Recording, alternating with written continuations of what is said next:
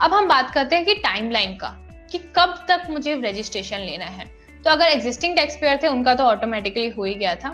और अगर हम बात करें न्यू डीलर की, अगर लेट्स से कि फॉर एग्जांपल आज की डेट पे मेरा जो था वो लिमिट क्रॉस हो गया, जो हमने कहा था हमारा एग्रीगेट टर्नओवर जो है, अगर एग्रीगेट टर्नओवर मेरा प्रीवियस ईयर का क्रॉस हो जाता है उस लिमिट से, तो मुझे 30 दिन के अंदर अंदर जो होता है वो रजिस्ट्रेशन लेना पड़ता है।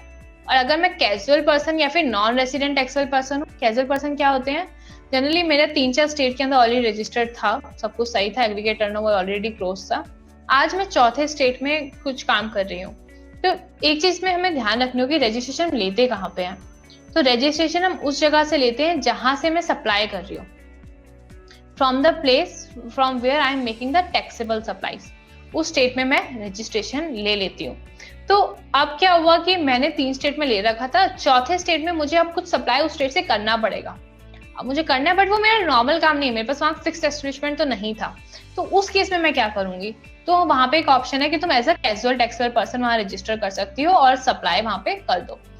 तो उसको हम बोलते हैं कैजुअल टैक्सेबल पर्सन। और नॉन रेसिडेंट टैक्सेबल पर्सन का मतलब जो इंडिया के अंदर कहीं पर उसके पास कोई भी एस्टेब्लिशमेंट है ही नहीं, उसको हम बोलते हैं, और वो इंडिया में भी काम कर रहा है, उसको हम बोलेंगे नॉन रेजिडेंट टैक्सेबल पर्सन।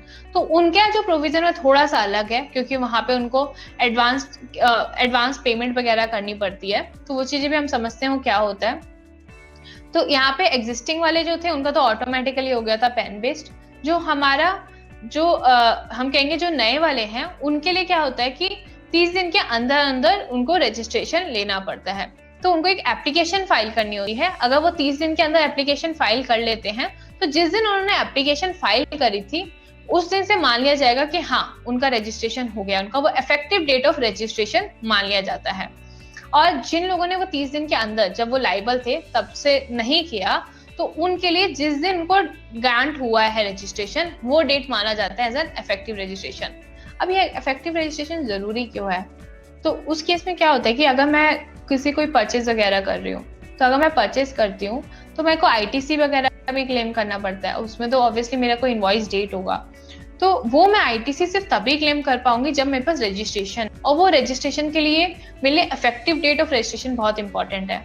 तो यहाँ पे अगर 30 दिन के अंदर अंदर मैंने एप्लीकेशन फाइल कर दी थी, तो जब मैं लाइबल हुई थी तभी मान लिया जाएगा कि हाँ भाई मेरे पास तो रजिस्ट्रेशन था।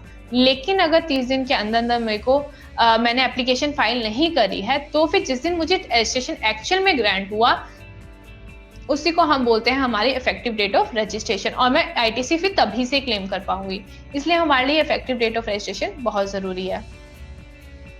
अब आता है कि हमारे जो हमने कहा था कि कैजुअल टैक्सेबल पर्सन या नॉन रेसिडेंट टैक्सेबल पर्सन है, उनके लिए क्योंकि थोड़ा सा प्रोसेस डिफरेंट होता है, उनको रजिस्ट्रेशन कब लेना होता है, तो उनको जब बिजनेस वो कमेंस करने वाले हैं उसके एटलीस्ट 5 दिन पहले, यहाँ पे पहले की बात हो रही है, 5 दिन पहले उनको जो है रजिस्ट्रेशन लेना होता है। और जो ये रजिस्ट्रेशन होता है ये 90 दिन तक के लिए वैलिड होता है। उसको अगर एक्सटेंड करना है वो आगे एक्सटेंड कर सकता है, लेकिन नॉर्मली अगर हम बात करें तो 90 दिन तक के लिए वो वैलिड होता है।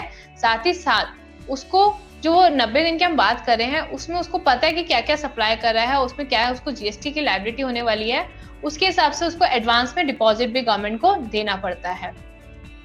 और जो डिपॉजिट अगर हम अमाउंट बोले तो उसको बोलते हैं estimated tax liability for the period of registration. जो अभी 90 दिन हमने बोला तो बट उसका कम ही का लेना, लेट्स से उसको सिर्फ 1 महीने का लेना है तो वो 1 महीने का भी ले सकता है। तो जो भी वो एप्लीकेशन के अंदर टाइम लिखा हुआ है जो उसने इसके लिए अप्लाई किया है, या फिर 90 दिन विच एवर इज लेस, उसको हम मान लिया जाता है कि हाँ उतने टाइम के लिए वो रजिस्टर हो रहा है। तो बट ये वाला जो अमाउंट है वो हमें एक्चुअल में एज एडवांस गवर्नमेंट को देना पड़ता है।